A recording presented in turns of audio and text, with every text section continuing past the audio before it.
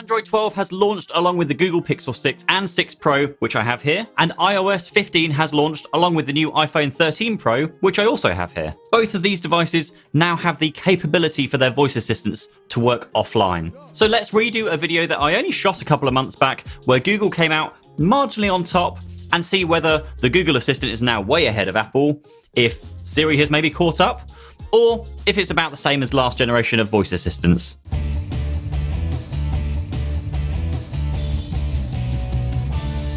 Same as before, we're going to ask each assistant the same questions, and if they produce a satisfactory answer, it gets 1 point. I'm also going to award bonus points if they both respond correctly, but one does it slightly better than the other. Then, if it doesn't give me a good response or it takes ages, it won't get a point. Nice and simple, so let's start with the maths section. 26 times 25. 26 plus 25 times 26. Now divide that by 5.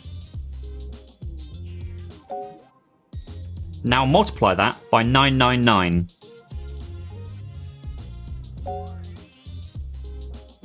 Convert 25 ounces to grams. Okay, now we're going to see how good the assistants are at controlling their own devices. Turn Wi-Fi off.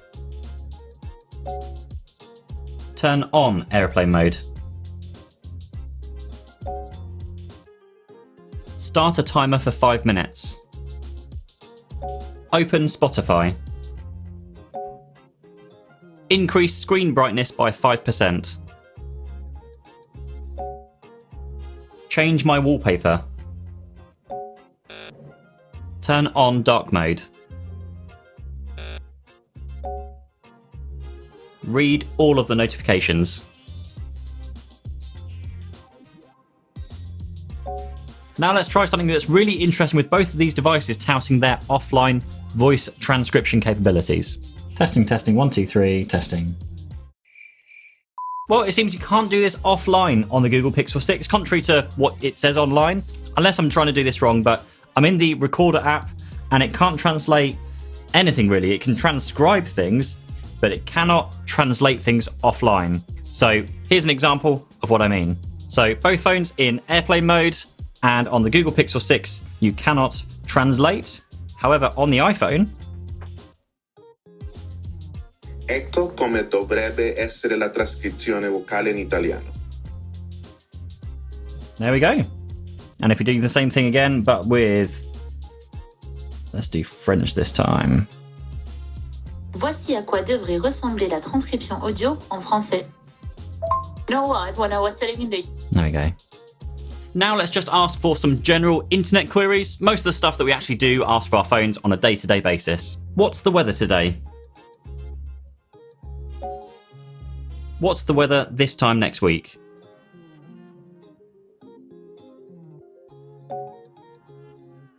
Play Never Gonna Give You Up by Rick Astley.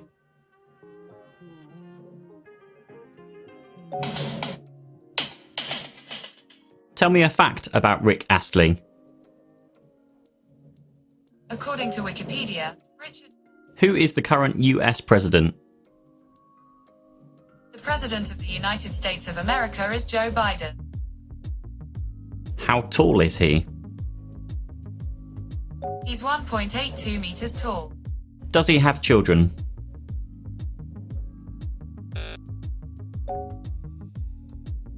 What's Tesla's stock price?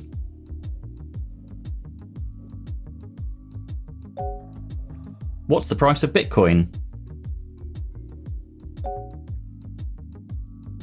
What's the price of Shiba Inu?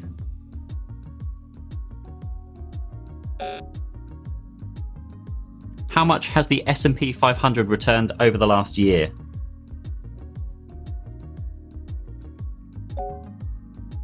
What time does Frankie and Benny's close?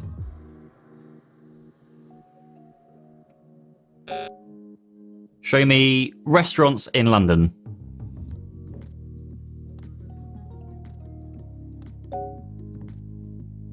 Show me the highest rated Chinese restaurants in London.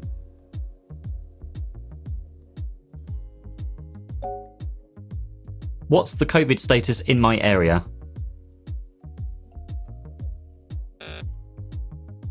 Did England win the Euros? Make a reservation at the Theatre Royale. Show me Jackie Chan movies.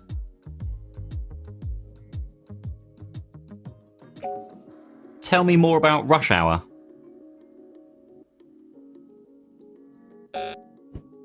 How much did the film gross? Its box office is $244,400,000. What actors are in it? Find me the best chocolate cake recipe.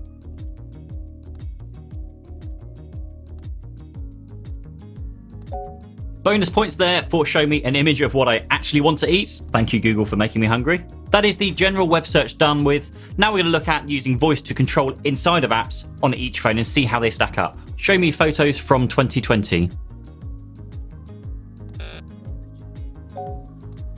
Set an alarm for tomorrow at 9 a.m. Okay. How far is it from New York to New Jersey?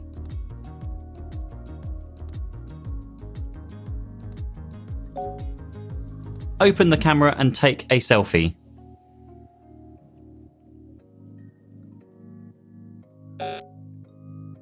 Hey James, did you want to grab some lunch somewhere tomorrow? We could do pizza, pub, or maybe just grab some takeaway.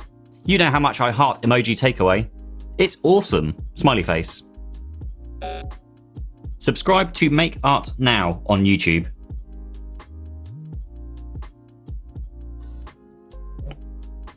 And I'm going to give it to this one because this actually shows you videos from Make Art Now, whereas this just searches for Make Art Now. Send a tweet. Search Twitter for Marquez Brownlee. And now a general miscellaneous question section. What's my name? You're goddamn right. That's not how you pronounce it. That's pronounced that's not. Remind me to pick up the keys in 10 minutes. Okay, I'll remind you at 12:44 p.m. Delete that reminder.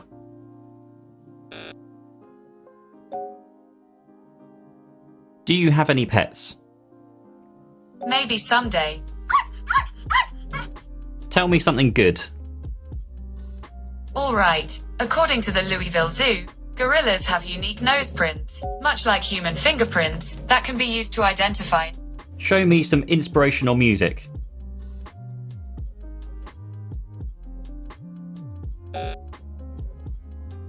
Open the App Store, search Uber, and install the first app.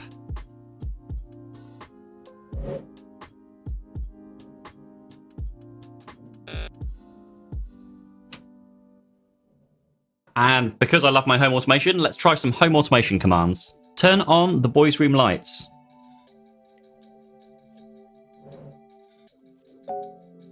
Turn off the lights.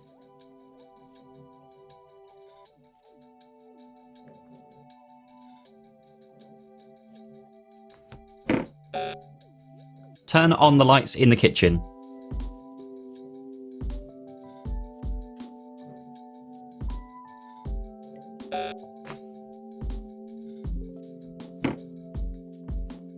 Now turn them off.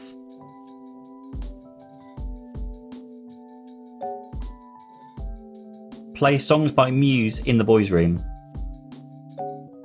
Now I'm going to purposely ask this question wrong to see how each responds. Watch Guardians of the Galaxy 2 on Netflix.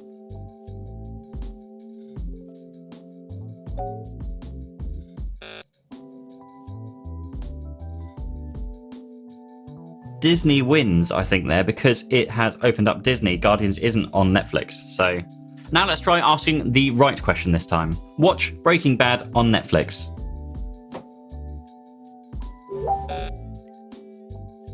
Is my garage open?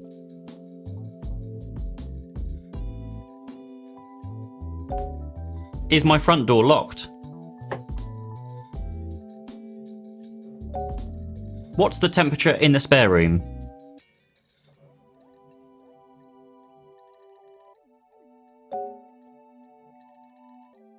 And so there we have it from the test, with Google scoring way higher than Apple's voice assistant.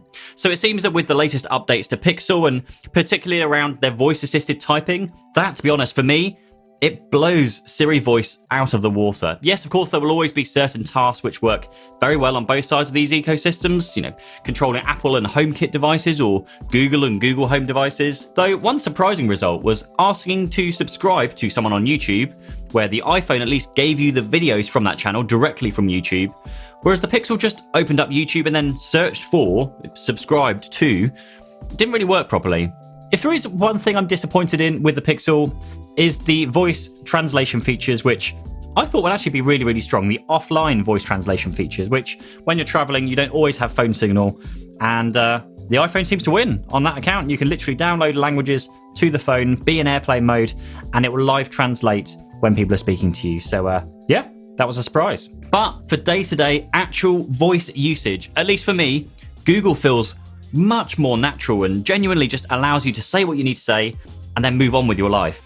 With Siri, I just find myself dictating messages and then having to spend time going back over them to correct all of these kind of little silly mistakes that it makes. A primary example of this is to ask Siri to show you any show on Netflix, and it struggles. Instead, it shows you some Apple TV list of shows first, even though it tells you that it's only available on Netflix, and then allows you to open it in Netflix. And that's not to say that it can't open Netflix with your voice, because, well, it can. And given that I am very much an Apple fanboy, this Google Pixel 6 Pro, along with their assistant, is making for a very, very compelling argument for me to switch my beliefs, and that leaves me reaching for this phone in the morning instead of this one. Now, they do, of course, keep improving with each iteration, but I think we need to start seeing some real innovation here from Apple, because right now, they've been left behind. For my thoughts around the Pixel 6 Pro, then check out this video. For a video where I compare the camera on these two phones as well as the S21, then click on here. Otherwise, my name is Pete. Like, subscribe, and I'll see you in the next video. Bye-bye.